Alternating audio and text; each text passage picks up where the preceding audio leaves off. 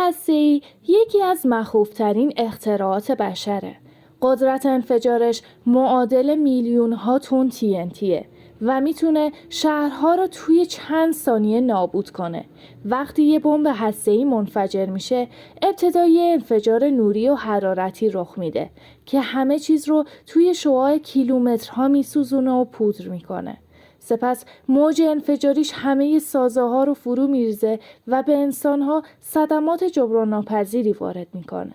بعد از اون تابش رادیواکتیو گسترش پیدا میکنه و برای سالها جان و محیط رو تهدید میکنه. اثرات اون حتی نسل‌های بعدی رو هم درگیر میکنه و موجب بیماری و جهش ژنتیکی میشه. بمب هسته‌ای نه فقط یک سلاح، بلکه نمادی از توانایی و خطرناکترین قدرت بشره. دوست خوبم، سابسکرایب یادت نره، لایک و شیر هم فراموش نشه.